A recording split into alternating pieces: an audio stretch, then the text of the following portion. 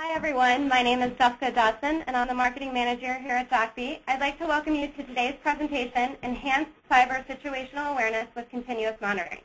Before we get started, I do want to let everybody know that we are recording today's presentation, so we will be making the recording and the slides available at jackbe.com a little later today. Also, we do encourage open communication during the presentation, so feel free if you have any questions to type them in the chat box in the lower right-hand corner of your screen. We'll do our best to answer them throughout the presentation, and then time permitting at the end, we'll have an open Q&A. Let's go ahead and get started.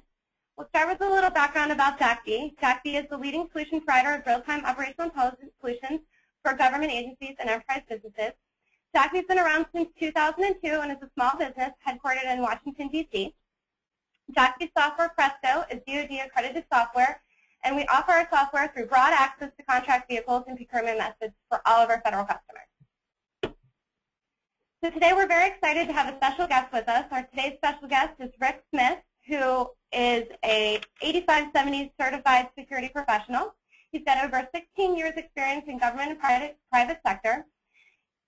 Rick focuses on everything having to do with cyber situational awareness, so improving continuous monitoring, cyber analytics, and cyber active threat management. Joining Rick is also John Crupi, JackBe's Chief Technology Officer. John's background is the former CTO of Sun SOA Practice and also a Sun Distinguished Engineer. John is also the co-author of Core J2EE Patterns. So let me review today's agenda. Today we're going to start the presentation with what keeps Secretary of Defense Leon Panetta up at night. And when you know, it's cybersecurity. So we're going to review today's cybersecurity best practices. What are the concerns with today's continuous monitoring programs that we do have in place? How were they doing it before? How are they doing it now? And then the future of continuous monitoring. Then we'll go into how real-time operational intelligence enables and enhanced cyber situational awareness. And then we'll conclude today's presentation with a demo scenario. So we'll be reviewing the operational view, the tactical view, and the strategic view of cyber situational awareness. So I'll go ahead and hand it off to John, and he'll start today's presentation. Thanks, Jess, and thank you all for attending. Let's just give you a little sense of the state of the world right now. This is Secretary of Defense Leon Panetta, and this is something that he just recently published. And asked what keeps him up at night, the first thing that he discussed was a major cyber attack. And I'm not going to read through all this for you, but he is really focusing on cyber as a key initiative and key area where we have to really, really step it up and put in a lot more resources and emphasis on the types of things that we're monitoring from a DoD and intelligence perspective. And he talks about the fact that the DoD itself gets hit hundreds of thousands of times every day with attacks. People are constantly trying to break into the DoD systems all around the world, and this is of key importance. And that ultimately we need to develop an intelligence resources and understanding when these attacks come in, and to be more proactive and understand our vulnerabilities and how we're impacted. And really this is a daunting effort because we're talking about hundreds and hundreds of thousands of computers in thousands of different sites with many hundreds of thousands of people. So to take this on and understand this, you have to have a very, very global and holistic view of the situation. And I think this is a real driving theme throughout this presentation, that everything that we're looking at, you'll start getting a sense that everybody is keying in on cyber security and cyber attacks, but there's not a really good understanding about what exactly that means. And that's what we're here to talk about today. We're going to give you a sense of the state of the world right now and how organizations are actually implementing cybersecurity and how we can actually be more proactive and introduce continuous cyber awareness. So we rely a lot on NIST, and NIST has really done an excellent job in formulating best practices and initiatives and really helping the industry focus on how they capture information, what they're looking at, the processes and best practices in place, and also developing standards so that we can capture information and be able to share this important data. And I think one of the real key takeaways from this is the 5 principles that they talk about for continuous monitoring. And that's about aggregating diverse data. The information that we're getting that's telling us our vulnerability and our risk and the assessments is really from a multitude of different sources of information. It's coming from all different types of operational systems, it's coming from business systems, may even be coming from spreadsheets. And all the information is very disparate and very diverse. But it's also multi-source information, and you need to be able to analyze the multi-source and be able to analyze it effectively. We're not talking about looking at taking all this information, putting it into a spreadsheet, doing an analysis. We're talking about doing this continuously and doing it in real time. And to be able to do this, the real-time data queries need to be done very easily. We can't really analyze and have continuous monitoring and be real-time if it takes us days or weeks to develop things. So the queries have to be simple. The ability to get at this information needs to be very easy. And we need to expand the reach so that different types of personas can actually do the work, that we don't require developers to do everything for us. And we need to turn this into actionable intelligence, not just reports, not just static information, not just data. It needs to be intelligence, and it needs to be actionable. This means that we have to really front-load all the processing we're doing to present it to the decision makers so that they can take actions on it. And you want to do this in a way where this is continuous and you're always monitoring this and you're aware and taking action as things happen, not finding out about things hours or days or weeks later. Okay. Now I'm going to, Rick, why don't you tell us a little bit about the different tiers and how this is organized, and really a little bit about the process that we have in place to do continuous monitoring. Sure. I had the honor of supporting the ESG on HBSS and some other enterprise security programs. And one of the things that I wanted to emphasize today was how the Tier 3 area is more the operational information at the lower network components. And the C&DSP folks are at the Tier 2 that aggregates that data, provides a little bit of a management approach to what's going on at the Tier 3 level. And of course, you know, like Cyber Command would be the Tier 1 that could aggregate. We were supposed to aggregate all that data, provide them some type of situational awareness. But we realized every day the fight is down to Tier 3. Decision-making is near the Tier 2. But we need to provide Cyber Command an enhanced situational awareness level. So looking at the circle to the right, the circle depicts that there's a that continuous monitoring is ongoing. All of the processes, define, establish, implement, analyze, some of those are siloed in the way that people have ownership to those processes, but they all have to start working together.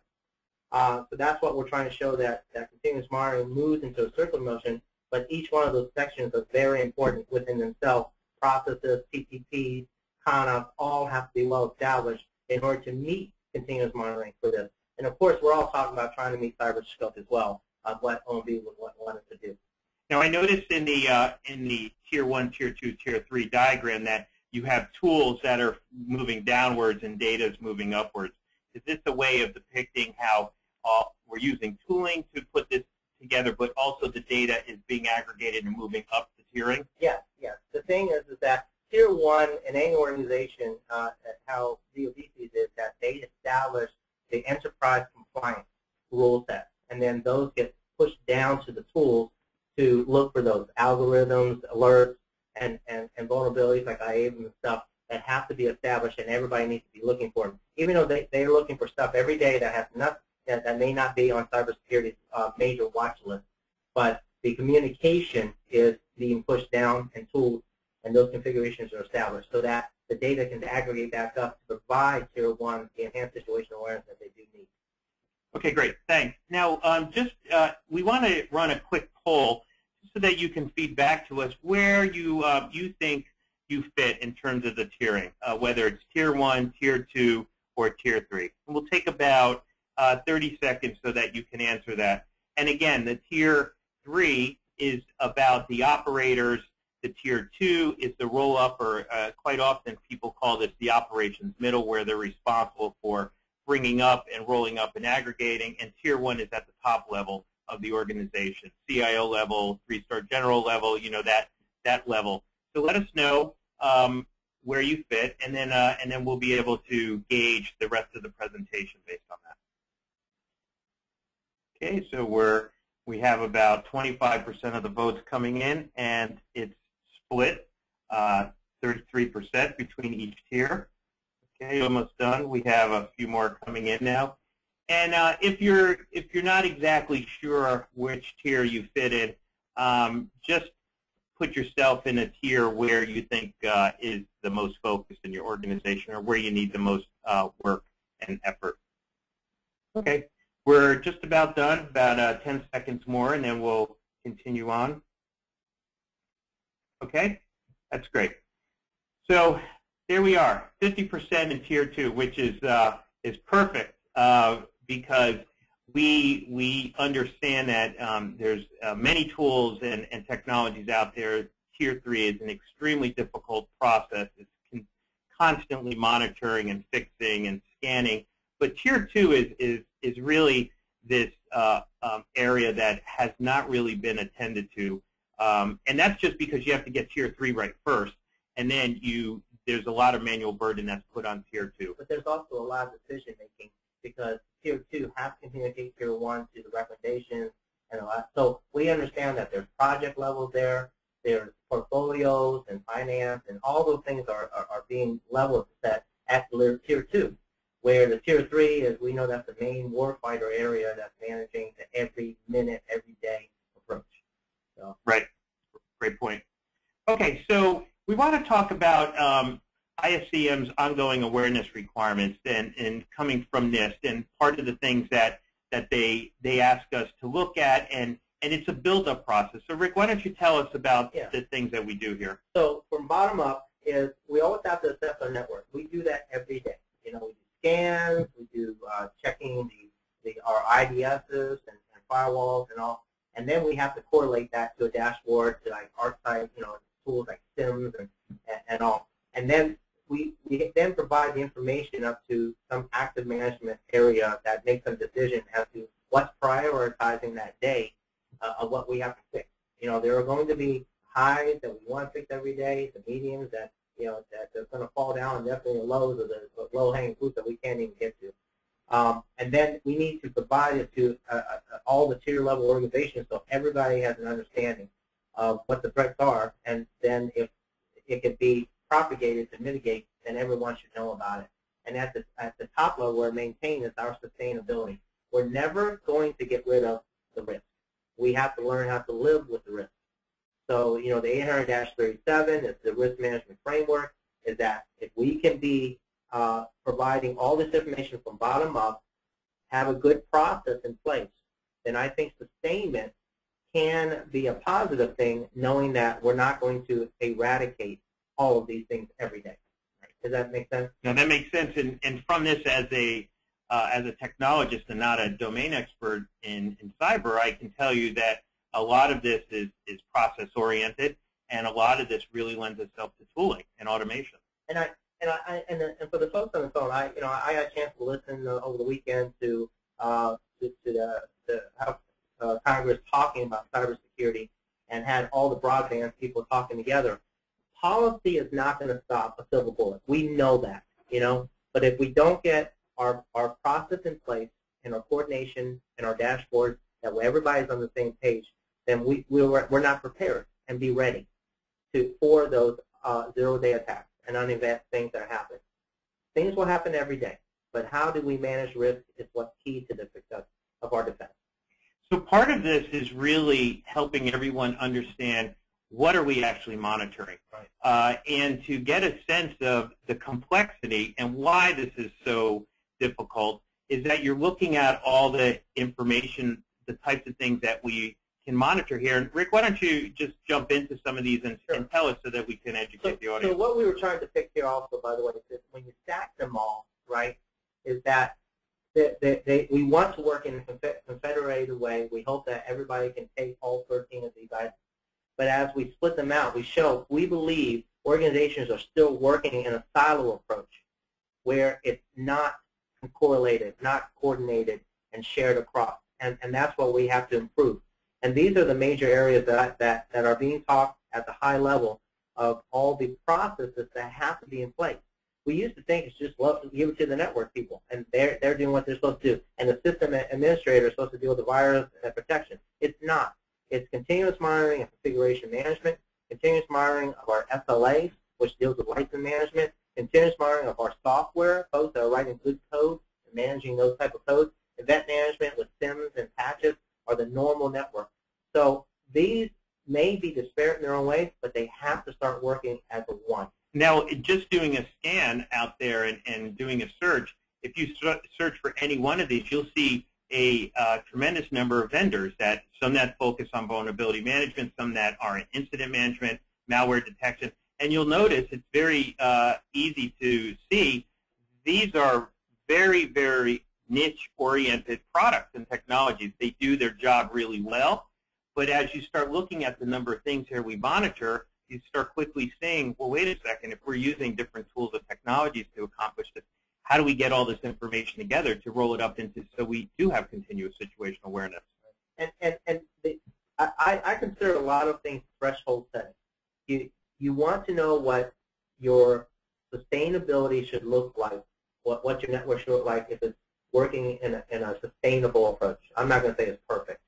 But when it gets out of that sustainment line, whether it's high or low, you have to be able to see that and then react to it in a way that's going to mitigate those issues. So hopefully, your organization does have these or are starting to work into these 13 major areas. Okay, great. All right, so next thing we want to talk about is, well, what's out there today, Rick? Why don't you just give us, you chose the top three to just give us an understanding about the state of the industry, but why don't you jump into these? No problem. So we all know, and we're DoD-centric, but I'm sure everybody that's worked in the continuous monitoring has had a chance to talk to the State Department that on their tool called the iPost. I know it's a tool, but it's geared toward risk scoring. It's the first approach to trying to see that threshold setting to where you have some type of grade that tells you how healthy you are and not. And then the Department of Defense has decided to take a little brother to the iPost, it's called Prism, and apply that into their network and are starting to utilize some of that risk scoring model. And of course, the big brother, DHS, has their own methodology called CSER. But all three of these do the same approach. It's a continuous monitoring. They have a risk scoring approach so they can grade the organization, and then they all can output the data to an aggregate format that provides a Tier 1, some enhanced situational awareness. There are going to be some changes in some of these, I believe, in the future, but it was a good start, and it's hitting all areas of the federal government. Okay, great, thanks. So in the next slide, I know I'm not hitting every concern, but as I'm talking to other colleagues of mine or other high-level officials, these are the concerns that are happening today in order to be prepared for tomorrow, even currently. So the workforce, supply and demand. We know that we have good people coming into our work. The government can only pay us so much.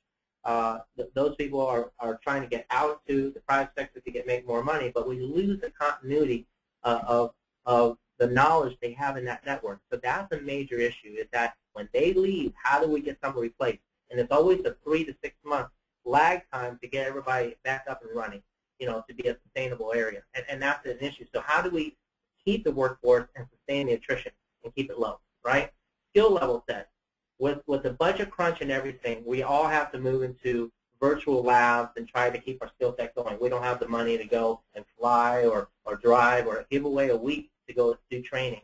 So we believe that the skill building is going to have to be collaborative with your own colleagues across the organization maybe. So if you find a vulnerability and you want to talk about it, maybe there's a way to open communication so that you're not going to hurt each other, tattletale, or have an issue where you said something, you get in trouble by your management. If you don't start sharing this and you don't have a way to collaborate, then you're not going to be any better than the person sitting next to you. You might as well just close your ears, right? And literally 5 feet away, someone knows something, they don't want to share it. It's not helping anybody.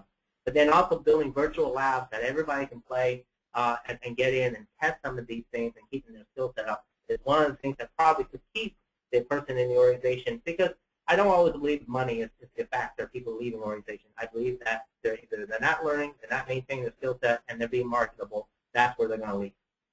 But I know they care about your network, they care about where they do work, And then the other side is the oversight and compliance.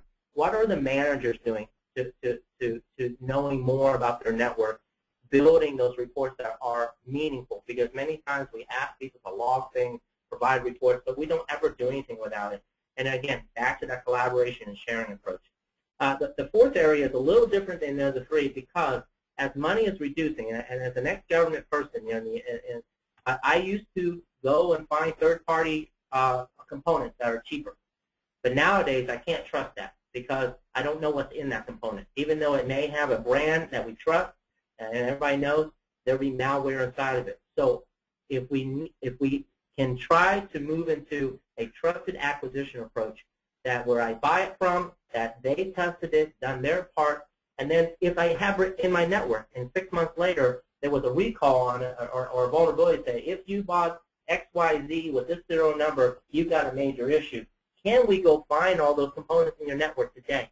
So either we can mitigate those or recall them and pull them off the network. So supply chain, I believe, is a very important part because of budget cut as well.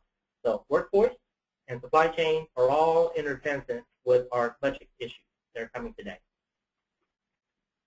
Okay, so now we want to talk a bit about how do we do this today, and about this is where you should start getting a sense of where we're moving towards. Much of this, and Rick will talk about, is about the scan, the fix, and the verify. And you probably, 10 years ago, maybe you could afford to do that. Maybe 5 years ago, you can afford to do that and do it, and then you scan, you fix, and you verify every 3 months. And then as the threat and the risk got higher, every 2 months, then every 1 month. Now we're down to we need to do it continuously. So tell us a little bit about this.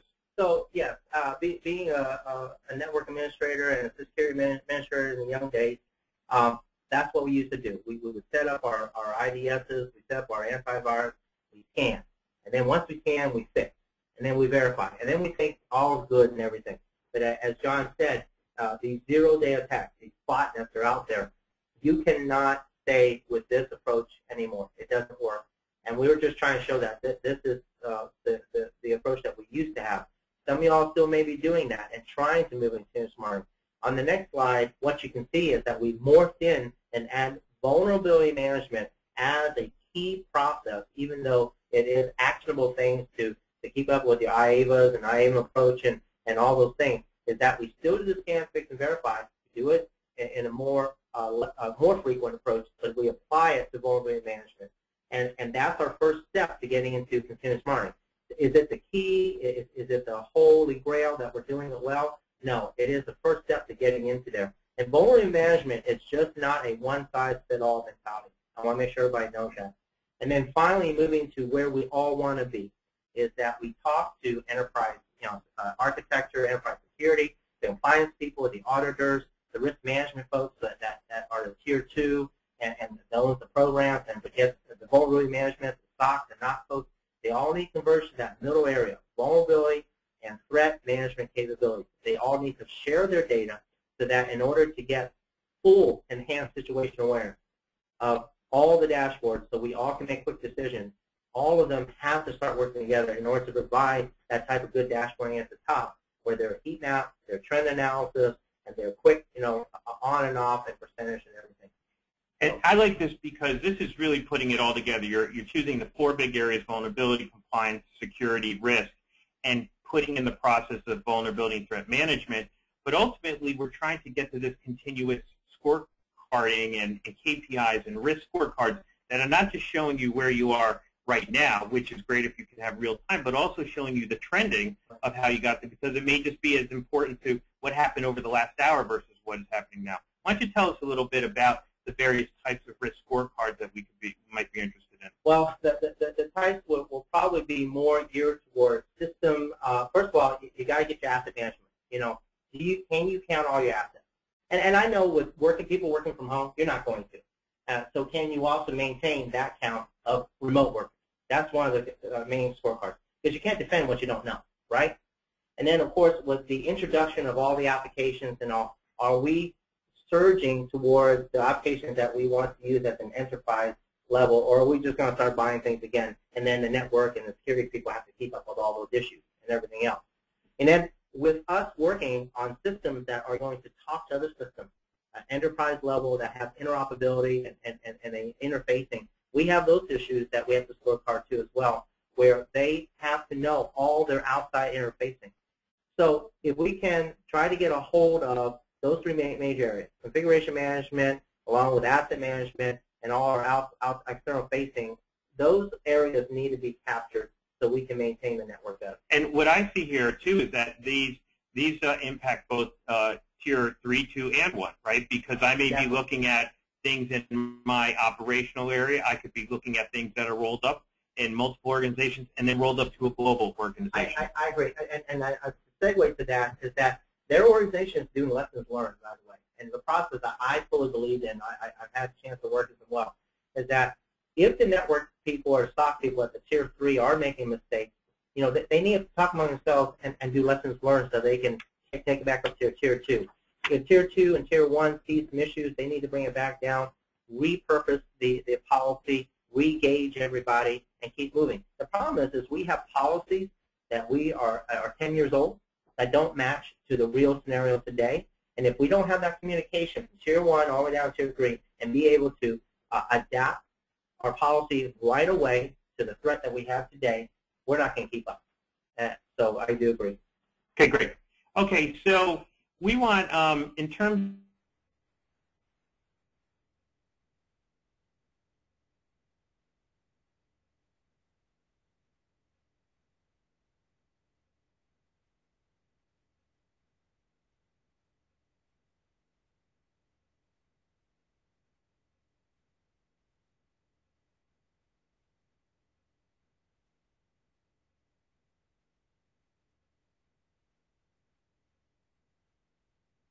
completely fully automated and able to go and look at all the information, and the tools and technologies are really getting you to where you need to be. So we'll take a few seconds to see where that is as information is coming in. About half of you have voted. And if you're sort of in the middle here, partially automated is fine. We suspect that just on what we know, that it'll probably fall between the manual and the partially automated.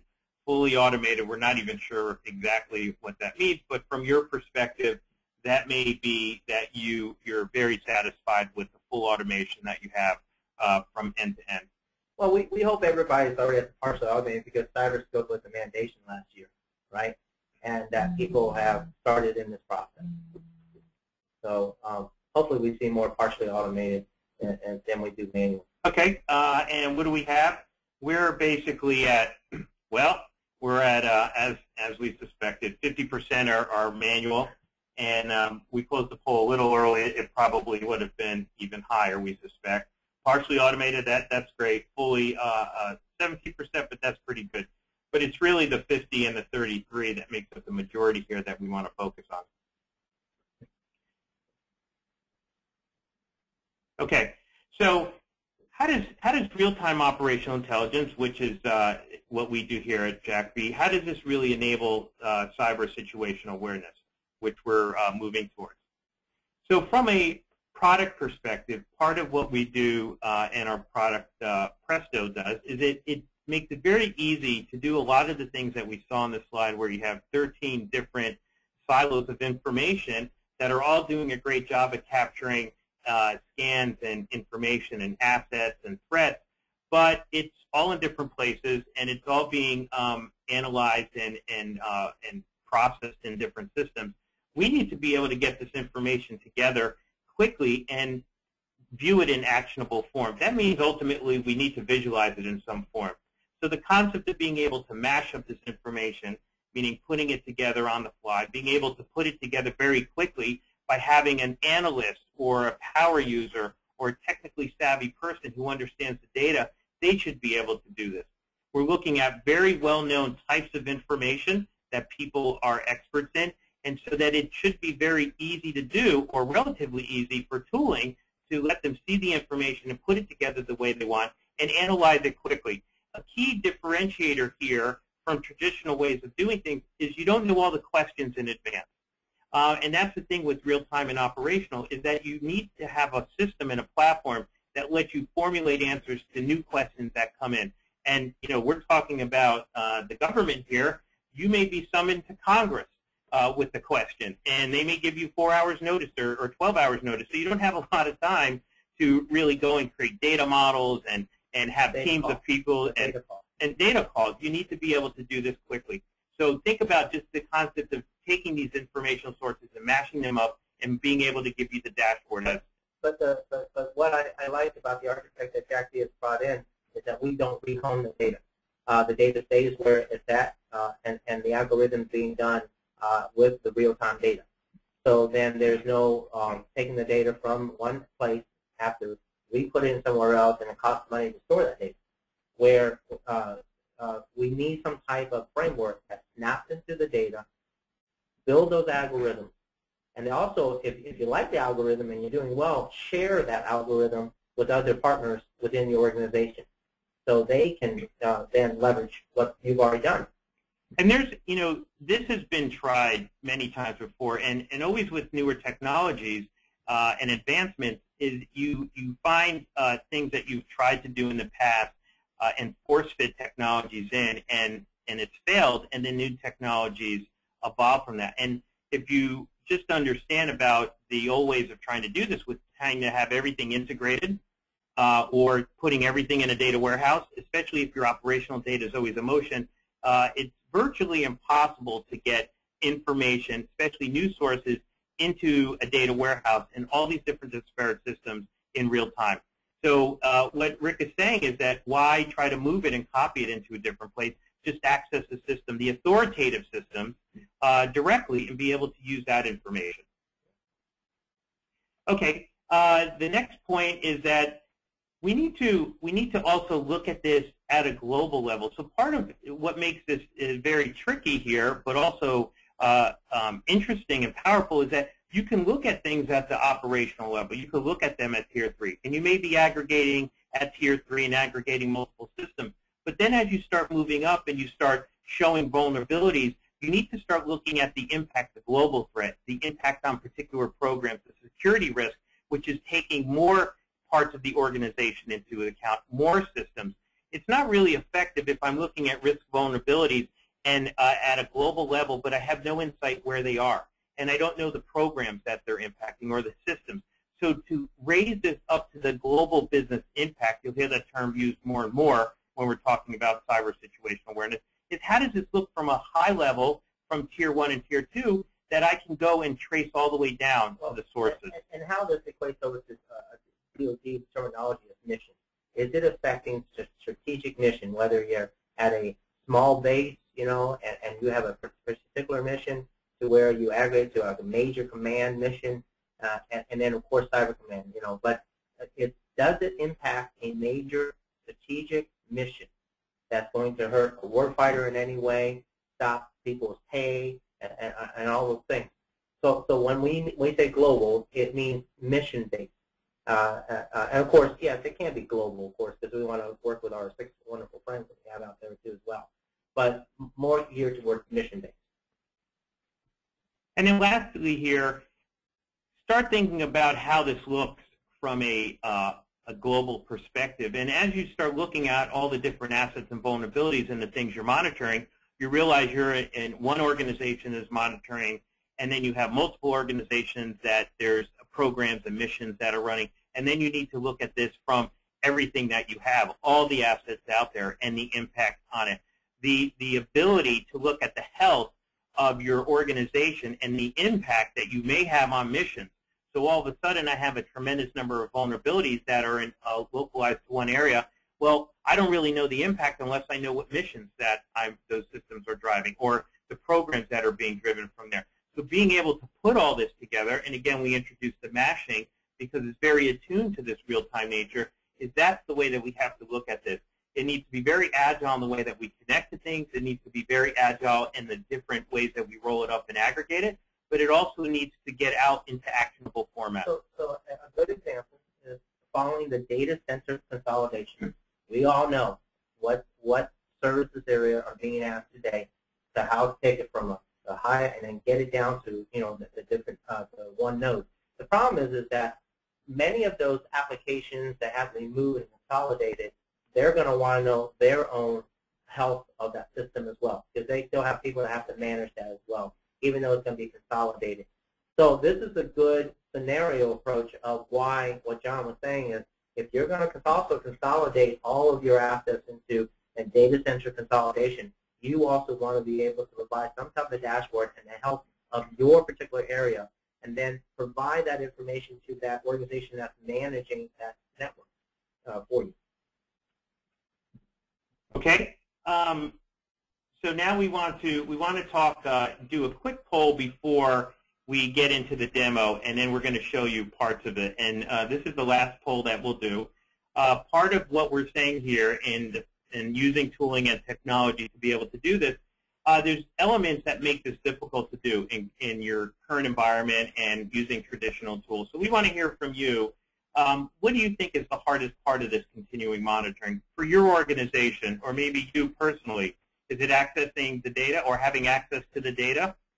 Part of not only access but sharing. If groups aren't sharing the information, that could be a part of the access to data problem. Or is it aggregating and combining the data? Have you gotten to the point where it just can't be done in Excel and you need tools to be able to combine, or the scale just isn't there? Or sharing the data. Do you need to be able to share this with others and you can't even share from your organization? Or the whole continuous reporting, that maybe you have all the information in places but you don't have an easy way to report it. So we'll give you a few more seconds to get this information, or to put it together, and then see what you think. Yeah, and I'm sorry we don't have all the above, because I'm sure some of you all may have all the above. Okay, so there it is, split in half, and like Rick says, I'm sure that the information is probably could be all the above for many of you, but access to data, no surprise there. You just can't get it for whatever reason it may be, and then even if you do have it, to be able to report on it. We see those two things hand in hand, and the access to data is very vast. The data might be there, but you don't have ways to actually access it efficiently, or you may not even be able to get to the data. So these are the two ends of the spectrum, that one without the other is not really of much value. Okay, so now we want to start talking about the practical ways that you can solve these problems, or start solving. This is a progression. The whole design tenet behind this is that you put architectures in place, you put the best practices and the processes in place, but the platforms that you choose and the technologies need to be iterative and agile, so that you can go and add new value. You can connect into new data systems. You can aggregate or match up very easily, and then you can visualize that information wherever you are. So we're going to walk through the demo and tell you about it, and then we'll demonstrate it to you both from an operational view, tactical view, and the strategic view. So I started working with JackBe and trying to create some type of view that's going to have where an organization can have full access to all areas of the operation. So we have 4 quadrants, and my colors in the lower area are going to be a little different, but if you can work with me, the information is still the same. So what we want to do is the asset management, compliance management is the operational side of the network. We want to have that view up and running to show how many assets you have, hardware, and especially software. Because so many times we don't have a way to know all the counts of how much software we do have, because you know how much Adobe changes its patches every month, of course, and Microsoft too as well. And then the red area is going to be, have we done those patches, and categorize it high, medium, low to provide enhanced situational awareness. Where this one I'm going to show you is that let's say that Tier 1 does have a top high vulnerability list that they want to make sure that when you find something in your network, we can also match it up to what Tier 1 is asking for. So you still have your normal vulnerability that you have to solve, and then the list of items that are being seen when you scan your machine. But if you had an opportunity to match up the hot list that Cyber Command has created for you, then you can set your priorities as to what you need to fix for that week, that day, or that month, and all. In the lower left-hand corner is where it is all about the tactical approach. If a vulnerability does happen in your network and you have to allocate resource, whether it be money, people, and in order to get money, you may have to stop a program and get that dollars to the organization, this is where you're going to have to bring your CMDB information, your HR data, your portfolio management data. All those things are coming to here, so that way you have recommendations to the blue area, which is going to be the final command. And so when you have a major vulnerability and you have to reallocate resources, and that's what I believe with the money reduction, and we're all having to tighten our belt up. If we can manage our resources, people, and dollars, then we can effectively prioritize what we can fix and provide to a commander what you're able to do for them in order to remediate issues. And again, I go back to the risk you live with. You're not going to eradicate it, but you have to manage it. So I hope everybody understands the 4 quadrants. All right, so if we move real quickly, is that I'm leaving the 4 quadrants in the upper left-hand corner for you. And the view you're going to see is that the upper left, you'll see the asset information, the counts of all your assets. Of course, those are small. I know you all at the 50,000 asset level and 100,000 in your network, some of you all. And then the lower area are is where the list of the cyber command vulnerabilities are out there. And the sorry, my apologies. The software asset down below, it has all the counts. So if you were to select the server, the 6 servers there, it would let you know all of the aggregate software that's on those 6 servers. And to the right, it lets you know what you've patched to which machine, type of machines are out there. All right, going to the next one is that red area in the upper right-hand corner is that you have your asset there up to the upper left-hand corner. Then you have all your vulnerability that you scanned. And then if you look here, right now, this view only shows the ones that matches Cyber Command's list. That way you immediately can go to and prioritize these servers and go fix them right away because they are at a strategic level of a hot list that came from Cyber Command. Next one.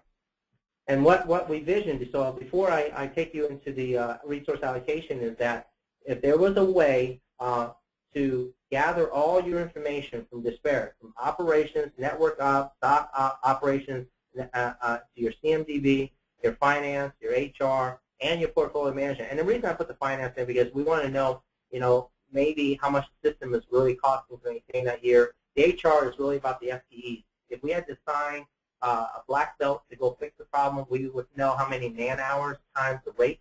Then we can figure out how that's going to be done. Portfolio management is about going into your programs and seeing which one you can nix to get some money if it's not going to impact the mission at all. And then to summarize, and I know I'm very simplifying, is that you have here, as an example, is that you have 2 applications, the FinSyn app and the LMS. They're both high mission things, and to remediate this vulnerability you found, it's going to cost you $100,000, and of course the LMS is going to cost you $50K. You want to provide that to your top leadership, and that's what I was trying to vision for you. So it isn't just the operator. We need operator level to provide us the vulnerabilities there, but then that resource allocation area is building all those 13 things that we have talked about in the past, is how do we all bring it together and provide that blue area, which is the next slide. Go ahead. A POEM process, a remediation, a way forward to provide leadership what you have done to move forward and the approval that they gave you to go ahead and start remediating this thing. Now, is this going to solve war hunger? No. But this is just an example of how using a mashup tool like this to bring organizations together and start communicating. Because just because you got vulnerability at the asset and compliance level, we got to make something actionable. And the only way you make actionable is to make decisions on it and allocate your resources. And because we have all the information and we're connecting it and mashing it up, we're able to drill down and across, right? So as we have the information that's formulating and driving the remediation view, right. Somebody who's looking at this can click through it and actually go onto the and see what's actually driving those decisions, right? Right. And then we're trying to move over to now to hand it over to Alex's laptop, so we actually like to see a little bit of what we've done here. It's still in the works, but it is a process we're trying to work into to gather the information, provide a story that can mash up this information and make it usable. Okay, so as as Rick says, this is a live demonstration of what we just showed you in the slides. Behind this is Presto running. That's a real-time intelligence platform, and it's connecting into different data sources. The nice thing about it, from this perspective of a loosely coupled architecture, is that your data from the different systems may be coming from Excel. It could be coming from the operational systems. It could be coming from a combination of both. Once you get the architecture in place, you can easily plug in to the different sources without breaking it. And to add on is that if I created this view and my organization likes this view, I could take the algorithm and this view and publish it in JackBe's tool called Presto and hand it off to another organization part, and they can bring up this view, attach it to the data points that they have in their area, and then bring up this information right away. So that way, when the major command wants to look down, he or she is going to be able to see the same view, the same process, and we all can communicate a lot faster. If we have different views and different processes in place, then we have to get through all the communication problems that we're going to have. And the key part in making decisions based on information that's coming from a multitude of sources and is ever-changing is you really are connecting it at 2 points. You're connecting it at the data level, where an analyst can go and say, well, I want to put the data together and combine it to give me a single view. Or you may do it at the desktop level or the dashboard level, where I'm looking at different information here, and I want to be able to look at how it's connected. So if I look at my laptop systems, I want to be able to see all the patches that I've done or the vulnerabilities that are associated with it. Or not have done. Because right. Some of the number zeros, so we're just trying to indicate that some patches have been done and some patches have not. And this is a very good, so if they had a rating of a high and everything, then the tier 2 can come down and say, guys, I see you haven't patched my stuff yet, and you get going on it. And the lower area that we were talking about right here, as showing is that's your software list inventory and the count of how many of those software are in your environment based on the machine that you're seeing. And this is continuous. So as scans are run, and we're continually getting updates on this. Right. And if the connection points between it is that you're able to go and connect the dots here and be able to look at the information as it's connected. Because we know the vulnerability is not just at the OS, but the software. Right. So let's go on to the next view. Yep. And part of it's a very data-centric. It's a very data-centric demo here, but this is just showing you that it's all connected at the data. Then you can start getting up to the higher levels. So real quick is you still got machines upper left. You got the vulnerabilities to the right, and those are the one that matches to cyber. So if you scroll down a little bit, Alex, show them that those lists of items in the upper right-hand corner are going to match to the lower left-hand here. Those are the ones that Cyber Command has stated that those issues need to be solved first on their hot list. So why don't you click on one of the elements in the top box, Alex, to just show how it's connected. So as you're going and you're connecting into it, you're able to see the different vulnerabilities associated with the servers. And then this is at a rolled-up aggregate level, and you can do this with essentially any assets that you have. And the vulnerabilities, they're tied into your vulnerability scans, and then it could be tied to the Cyber Command vulnerabilities to show the match between the So like right now, you're seeing that none of these match to the top 10. Alex, go ahead and go back one more real quick to show. So keep going. So those right there, if the number shows up greater than 0, is that those are the ones that will be matching to the Cyber Command hot list. And just a layperson here, this is showing me ultimately Cyber Command reporting their top 10. I really need to start focusing on matches to the top 10 vulnerabilities. That could be more than 10, but we just wait. Right. Okay. Great. All right, move on.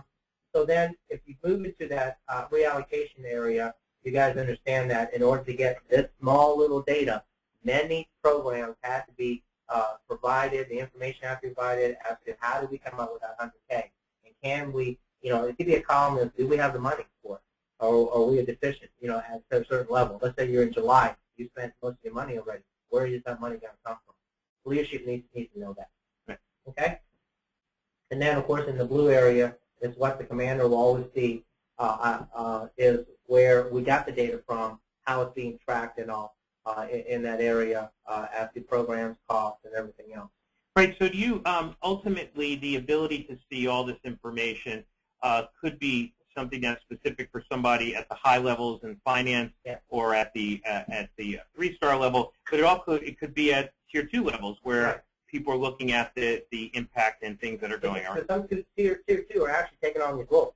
They have to make decisions as to do they have the money to remediate, and the CNDSP really at the tier 2 are going on managing other networks, especially in the DIS environment. They're going to help provide that information whether they have the dollars to remediate these issues. So. Okay, great. Okay, so we're just going to go on to the last one here. So that's just giving you an indication, and really here is that you have the ability, it all starts at the data level, and the ability to go up to take the information and tie it together and roll it up and aggregate it. As you start getting into thousands of systems or hundreds of thousands of systems, you can imagine that you can start creating these dashboards very quickly and be able to go and not only take the information and start creating remediation plans, but also start tracking this too. So part of what you showed here is that as we institute a remediation plan, I can go and track and provide that. That's right. So how does this work? Like who's interested in this view here? Well, the folks that are tracking their budget to their programs and all are going to have to understand that the priority here is to remediate that problem, and the budget's on here as well. So it's the CIO, usually CISO folks as well, and especially the 15 and above are going to need to know this information. So a subtle thing that we see here, just in this demo and what we've seen in the industry, is that all of a sudden you take a system and you look at operational efficiencies and way to improve that, and you're looking at monitoring, and you roll that up into more of the tactical decision-making and impact and KPIs. But all of a sudden now that this is also becoming a briefing tool, right? That this isn't just something that a single person or group uses. This is something that a lot of people are watching. So when you build this, it has the portability concept that not only I may just be interested in this app here that's showing the action, or I may want to take a few of these apps where I can drill down and show other information. So that's part of the change here too, is that it's not just something for me to do an analysis in a single person group, but it's actually rolling up into larger groups. Okay, so let's go back to the presentation and finish it up. And again, this is just indicators on how quickly that you can get information together and start tying it together. So a lot about this is this is a good slide. Why don't you explain this slide to me a bit? So today is, in order to share data, we either FTP it to the server and we go grab it, which is usually an 8-hour period. We email it to each other, and hopefully we don't email something that's dangerous and that other people get a hold of as well. And of course, we go and put into a file share like AKL, when we're working on a program. And we're all still siloed in a way to these levels.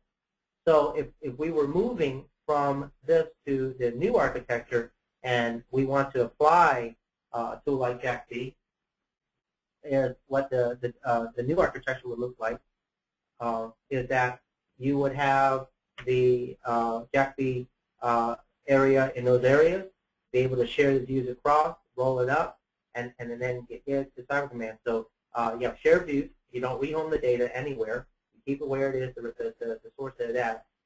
You're sharing an app, so it's like if you saw the view, you liked it, you're able to now publish that view inside the JackBe environment, like an open source approach. Someone can take it in, either improve it or modify it to what their needs. And then you have a confederated approach where if we kept to the older model, everybody's going to have their own Excel spreadsheet. Someone may have the Microsoft Access. Someone may have the Word document. And you can't aggregate that stuff quickly. So just like what we've done with SCAP, what we've done with converging the data strategy, we also want to converge the sharing of data modeling, right, and be able to get that quickly. So what benefits are you going to get from all this if you start moving into some type of tooling that can help provide this, that you integrate disparate data, because you still got old systems sitting around, you still got old network stuff that probably are not SCAP compliant and you need to be, and to provide that data. Improving collaboration and analytics is having full disclosure of the data, improving the posture of your network, and creating some way to track it, show accountability, and then provide an actual process. And in the end, when you build enhanced situational awareness, you enable verification and validation and provide data that's beyond traditional learning mechanisms like, just your normal IDSs that are hitting certain signatures. So hopefully you all will see the benefit where you're going to move into continuous monitoring, but you've got to get your house in order to do that. Great. Well, thank you very much, Rick. We appreciate your time and your insight today. This has been extremely helpful. And we're going to turn it back to Jess now, who is going to just give you some takeaways here and then give you next steps.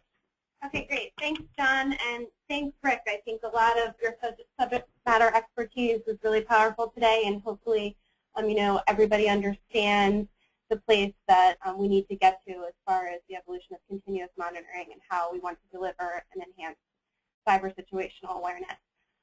So we have a lot of background. JackBe as a company has been in the federal business for quite some time. So if you guys have any follow-up questions or you want to see a little bit more about what you saw today, then please contact us on jackbe.com through our contact form. And also, if you want just a little background about some of our customers that we do have in the federal business today, we're happy to give you some additional information where you can find it on our Solutions Federal page.